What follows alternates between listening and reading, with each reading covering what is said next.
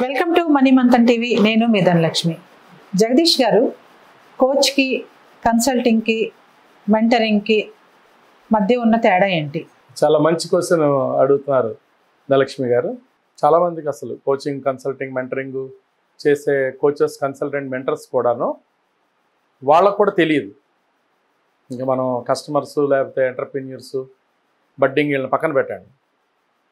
So ఈరోజు నేను చక్కగా చెప్తాను నేను ఎలా దాన్ని ఆ రోల్స్ని సమన్వయం చేసుకుంటున్నానో కూడా నాకు తెలుసు. కాబట్టి కన్సల్టెంట్ అంటే ఏంటంటే ఒక కస్టమర్ కానీ ఒక ఎంటర్ప్రెన్యూర్ కానీ తన దగ్గరికి వచ్చినప్పుడు అతనికి ఏది కావాలో అది మౌలికంగా అతను చేసి పెడతాడు. ఒక ఆయన నాకు కంపెనీ రిజిస్ట్రేషన్ కావాలంటే కంపెనీ రిజిస్ట్రేషన్ చేసి పెడతాడు. నాకు లోగో కావాలి అంటే లోగో చేసి పెడతాడు, అది చేయించి పెడతాడు. లేదు నాకు పేరు కావాలి అంటే పేరు చెప్తాడు. నా ప్రాజెక్ట్ రిపోర్ట్ కావాలంటే ప్రాజెక్ట్ రిపోర్ట్. అంటే నార్మల్ కన్సల్టెంట్స్లో ఎక్కువగా ఈవెన్ నేను ప్రిన్సిపల్ కన్సల్టెంట్గా చేసినా అతను సార్ నాకు ఈ ప్రాజెక్ట్ రిపోర్ట్ కావాలని నా దగ్గరికి వస్తే నేను ఇప్పుడు ఆయనకి నువ్వు హెచ్ఆర్ పాలసీలు ఉంటే ఇలా ఉంటుంది, లేకపోతే నువ్వు బుక్ ఇట్లా రాస్తే ఎలా ఉంటుంది, నీ కస్టమర్ పాలసీలు ఇలా ఉంటే బాగుంటుంది, మనం స్టాండర్డ్ ఆపరేటింగ్ ప్రొసీజర్స్ చేద్దాము, ఇలాంటి నేను పిచ్చింగ్ చేయలేను. ఏ పని కోసం అయితే కన్సల్టెంట్ కోసం వస్తారో ఆ పనే చేయగలుగుతాం. ఒకవేళ ఏంటంటే ఓవరాల్గా A to Z కన్సల్టింగ్ కావాలని వచ్చినప్పుడు అది కూడా ఏంటంటే ఫేజ్డ్ వైజ్గా రిజిస్ట్రేషన్ ఆఫ్ కంపెనీ చేసేసాము, లోగో చేసేసాము, తర్వాత బ్రాండింగ్కి వెళ్ళాము, తర్వాత కంపెనీ ప్రాజెక్ట్ రిపోర్ట్ చేసాం, బ్యాంక్ లోన్కి వెళ్ళాం, లేకపోతే బయట నుంచి ఫండింగ్కి వెళ్ళాం, ఆఫీస్ ఎస్టాబ్లిష్ చేసాం, అది ఫ్యాక్టరీ ఎస్టాబ్లిష్ చేసాం. నెక్స్ట్ అట్లా వన్ బై వన్ చెప్పాలి అంటే ఒక సిస్టమేటిక్గా వాళ్ళ రిక్వైర్మెంట్ని బట్టి.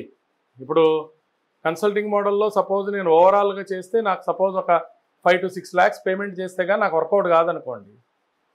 ఆయన ఓన్లీ కన్సల్టింగ్ పెట్టుకుంది ఒక 50,000 రూపాయల మోడల్ అనుకోండి.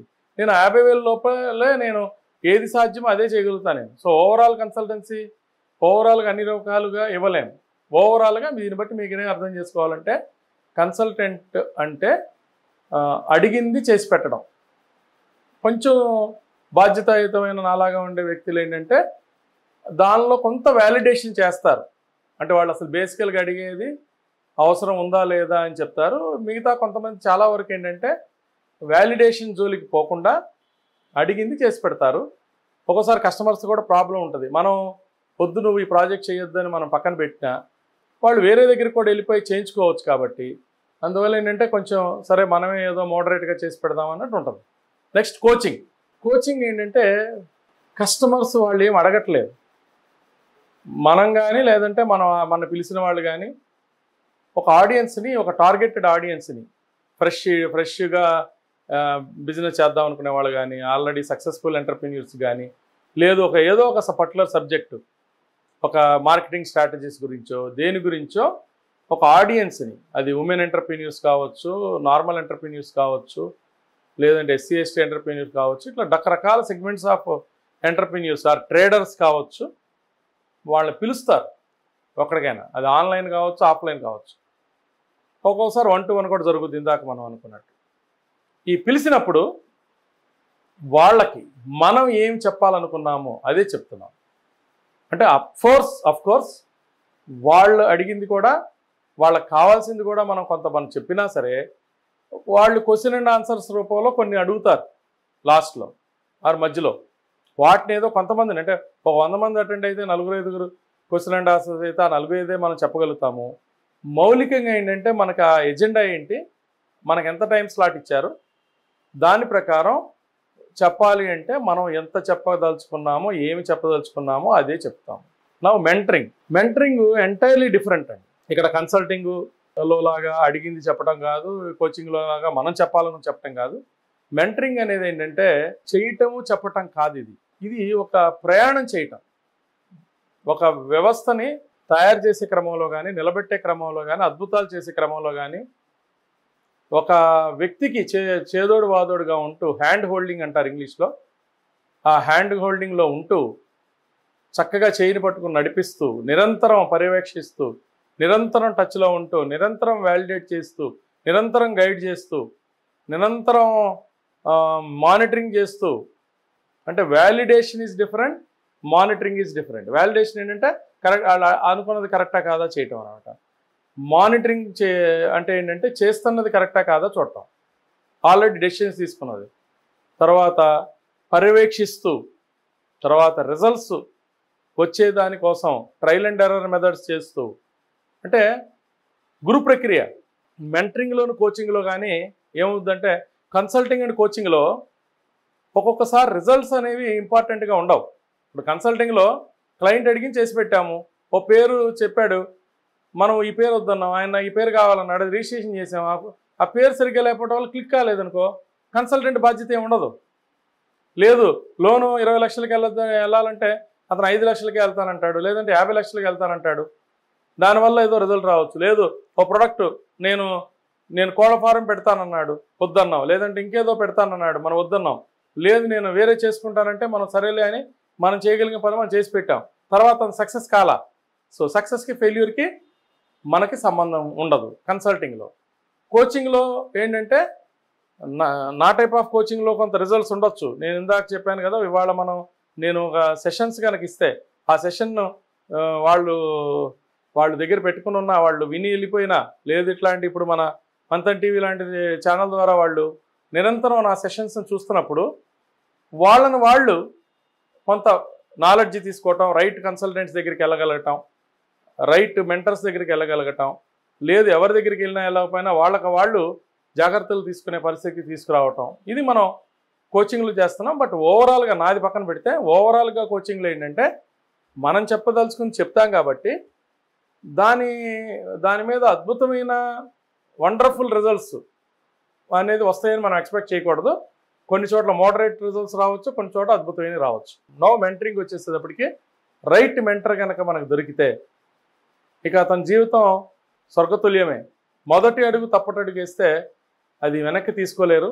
అట్లాగే ఎంటర్ప్రెన్యూర్స్ కానీ ఎవరైనా కానీ ఈ మెంటరింగ్ వ్యవస్థని కనుక చక్కగా వాడుకుంటే, సో ఇక్కడ ఈ 3 వ్యవస్థలు సమన్వయం ఉంటుంది. నాకున్న అడ్వాంటేజ్ ఏంటంటే నాకు ఇటు కన్సల్టింగ్ మీద గ్రిప్ ఉంది, ఇటు కోచింగ్ మీద గ్రిప్ ఉంది, ఇటు మెంటరింగ్ మీద గ్రిప్ ఉంది. జనరల్గా ఈ ప్రక్రియల్లో ఈ 3 ప్రక్రియలు అవపాసన పట్టిన వాళ్ళు మార్కెట్లో చాలా తక్కువ మంది ఉంటారు.